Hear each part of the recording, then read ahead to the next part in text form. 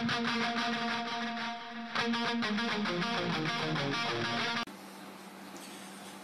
guys, this is how to make your LED bombies. It's basically your standard LED throwy, except with the plan to be dropped from a plane, tricopter, basically any remote control vehicle. Okay, so basically you end up with that.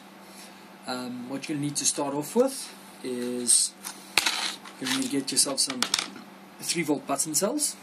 I paid I think $3 or $4 for a pack of 20. It was $2. Some LEDs, get them off eBay. They are really cheap. I mean, once again, a couple dollars, and you sit with 50 or 100. I usually buy batches of 100. And you'll need some foam. This foam I got from work. I think some of my Hobby King stuff came with it as well. I mean, I use it as landing gear on my tricopter as well. It's brilliant stuff. What you're going to need to do first, take your foam.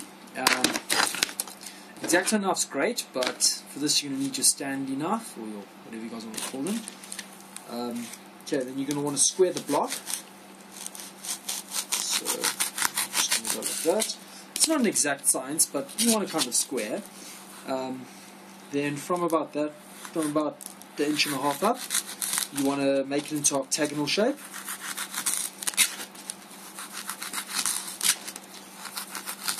Okay, I'll give you a rough octagonal, and then you just want to basically sharpen the tip a bit, just so that it gives you like a bombish shape. Then just use the blade a bit and smooth off any bits. The stuff is really nice to work with, really soft, easy to shape. Okay, and then you just peel off the bits. There we go, it's the tip done. Then what you do is you set the distance of your fins on the back. Mine are going to be like that. I usually cut just a blade depth in. That was a bit deep. Blade depth in, blade depth in, and then you start from this side. And you go back, fling it out. Back, fling it out. Back, fling it out. Back, fling it out, and then on the flat. You take away a bit more actually.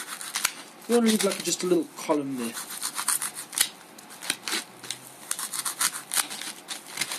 Okay. That's okay. Now you get left with the square end. So what I do is I come in like this, at like a 45, cut it out there, cut it out here.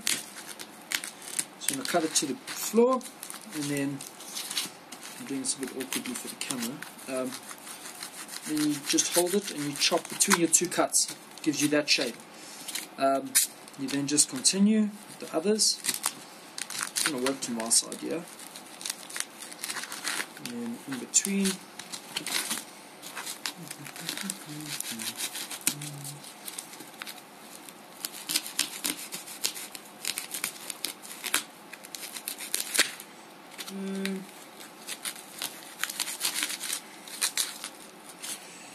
Like I said, not an exact science, it's just a case of getting it looking prettyish. Bear in mind this thing is going to fall on average a couple 100 feet. Well, I think the law states 300 is the highest you can go. Not actually sure in my country. Okay, it's a bit rough, but I mean they both are. Okay, then you get left with this bollocky.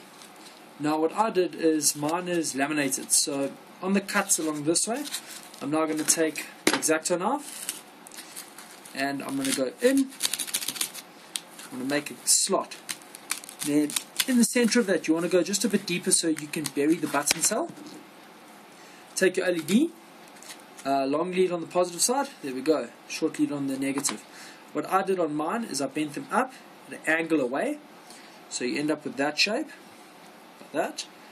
And then I just went like this and I just popped it inside. And what happens is you get the leads angling to the outside. If you put the cell in and you don't get it coming on, then you just swap the sides around. Okay. Then what you do is you take the cell. Okay.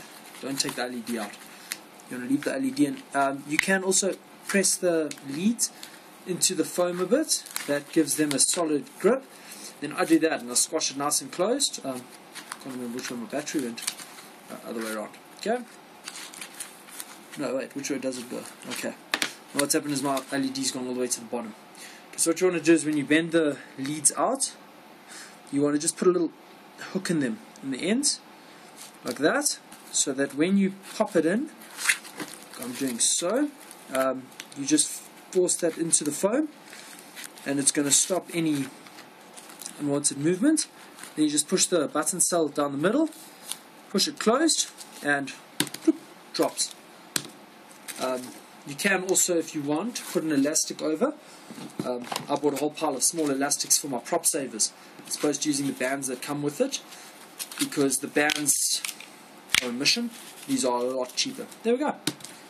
Bomb, done. Now I've got 2 little bombs. Fortunately, I only dropped one at a time on the tricopter, but there we go. I have a little army of bombs. Took me a couple minutes, and I've got some the basic LED throwies, which have now become LED bombies. Ew. Cool. Thanks for watching, guys. Please remember to rate the articles and to subscribe. Thanks. Well, guys, I'm going to be testing my night bomb drop. Unfortunately, my street light here is gone, so it's a bit dark. But I've got my tricopter version. I think it's 6.2 I'm running at the moment. And then I've got my little bomb strapped under there. I've combined a LED throwy with some foam that I had laying around. So now what I'm going to do, try to get it stable in the air. I'm going to gain a bit of altitude, not too much. I'm not the biggest fan of flying at night. And then, well, at the moment I'm not the biggest fan. And then I'm going to drop the bomb and see where it lands. The reason I put the throwy makes it relatively easy to find. I just really like to put the camera backwards into the forwards. Okay, strapping it a little bit quick. Okay, now just remember to look at the vehicle, Okay, I've got the bomb over there. Let's see if I can gain a bit of altitude successfully quickly for the drop. Just want to actually make sure my bomb drop's going to work. Okay, servo is on.